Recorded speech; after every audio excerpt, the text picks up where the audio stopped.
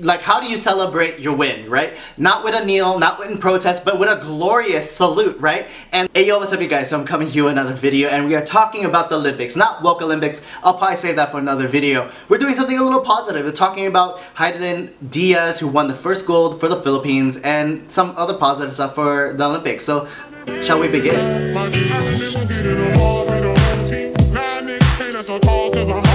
But first, of course, if you're new to my channel, what is up? My name is Mitch, Maverick Mitch. Hey Mitch, all the Mitches, and pretty much I like talking about what I like talking about. So, current events, reviews, pop culture within the scope of entertainment, culture, and purpose. So, TV, movie reviews, social political commentary. Be sure to check out all those videos as you're finishing this video.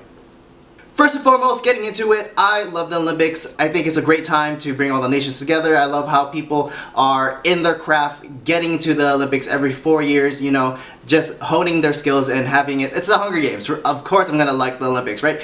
And so, but this year it's a little bit different, especially, you know, it being 2021 when the Olympics were postponed and everything. And it's also been difficult to watch these events. I remember in 2016 it was not this hard. You know, things were available on NBC.com, all the individual events, live stream and everything. But now YouTube, NBC, Olympics is trying to hunt down everyone and everything that is dealing with the Olympics so that they can, you know, promote their streaming service. And it's dumb. It's just making people disinterested. Like, there are less people watching traditional TV, and I had this conversation with my friend. There are people who don't have traditional TV anymore, and we're watching everything online through the internet, and they're making it the hardest, right? And this video coming from the Asian Theory, go ahead and check him out.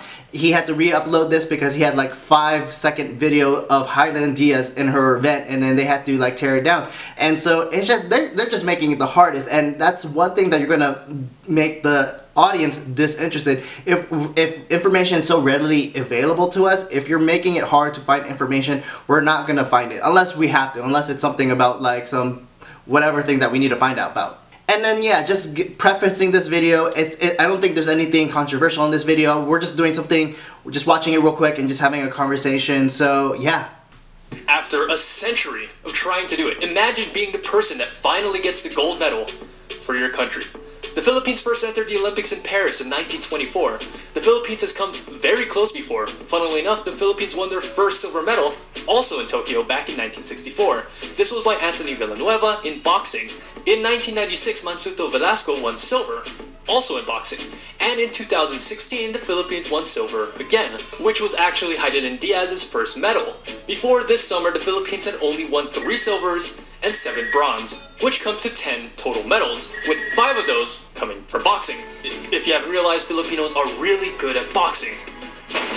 Hidilyn took the stage for the women's 55 kilogram in weightlifting. Her opponent was Fierce, who up until that moment was the current world champion from China. The match went down to the wire. Neither opponent was giving any budge. It came down to the very last lift of the competition. The Chinese lifter raised 126 kilograms, which Diaz responded by lifting an astounding 127 kilograms, an Olympic record and a gold medal win. Hidilyn was overcome by tears and emotions, the first Filipino gold medalist in history. There have been 102 Filipino Olympians. She was the first to win it all. Can I pause it there?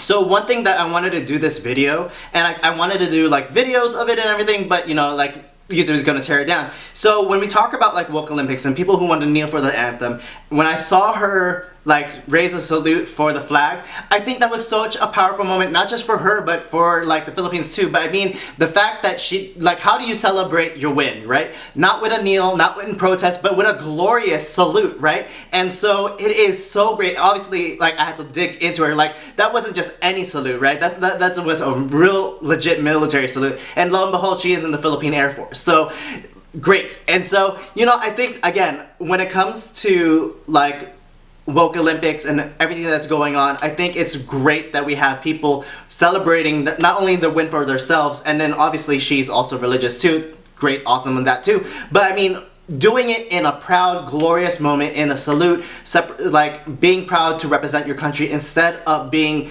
like tearing it down, disdain and kneeling and taking away from not only your win, right? and your achievements, but like you're obfuscating all of that for something else. And the other side is going to argue, well, they're doing it for a protest, they're making awareness and all this yeah, sure, whatever, but like you're doing it wrong. You're doing it in the wrong place. If you're protesting your flag, why are you representing the country that you are representing? You know, why are you hating on the country? So I don't know, I just want to highlight this, and I'm glad that they put this picture up here, because I think this was like, if anyone is gonna win, right, and represent the Philippines and do it right, I'm glad it was someone in the military, someone who's Catholic, someone who's very proud, and it was an awesome moment. So really glad to see that. So yeah.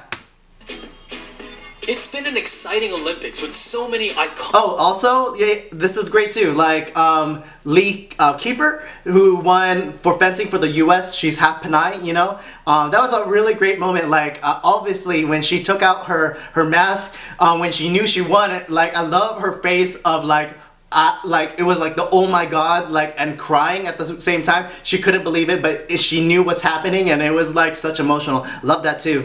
Iconic moments. But this will definitely be the most important for Filipinos all over the world.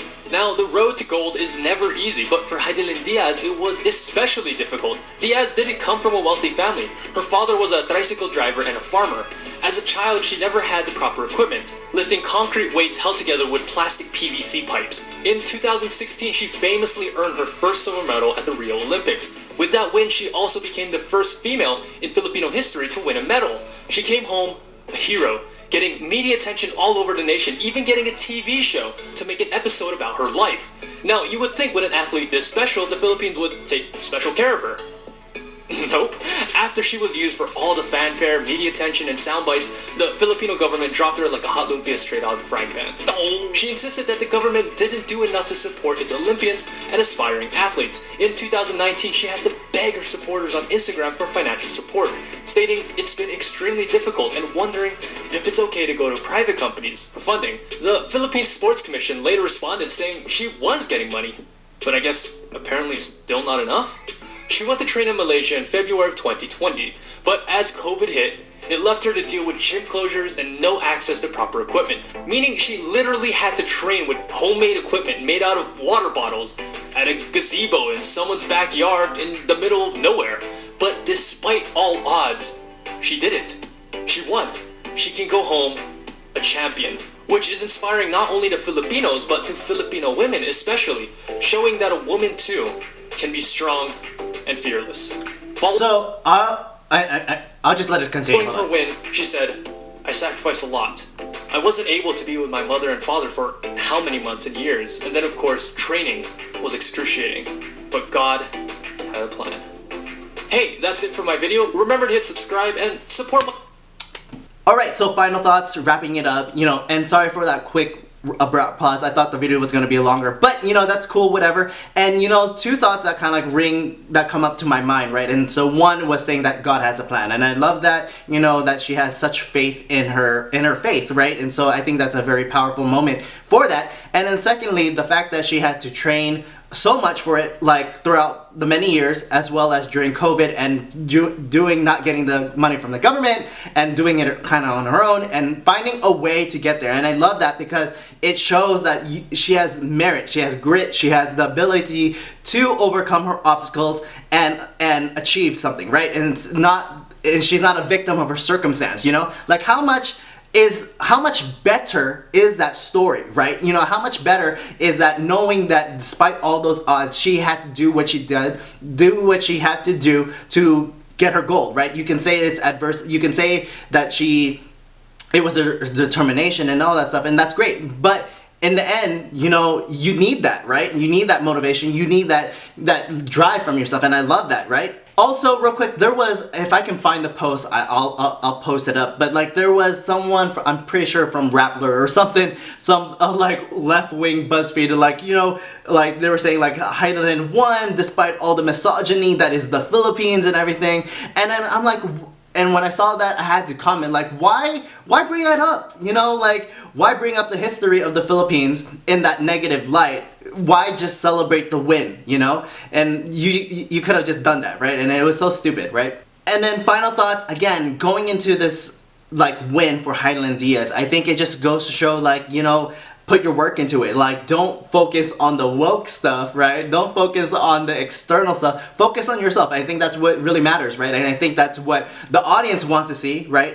For you, rather than you pushing like a politics and all that stuff. Maybe if there was an issue that you can, but like do it subtly. Like, she didn't do this like overtly, whatever. But anyway, the point is, like, she did this on her own, and it was a great win, and I love it. So awesome. Thank you for watching. See you in the next video. I'll probably talk about woke Olympics some more, and then see you in the next video. Thanks for watching. You can follow me on my Instagram, Hey Mitch, and see you in the next video. Thanks for watching. Peace, peace, peace. Be with you.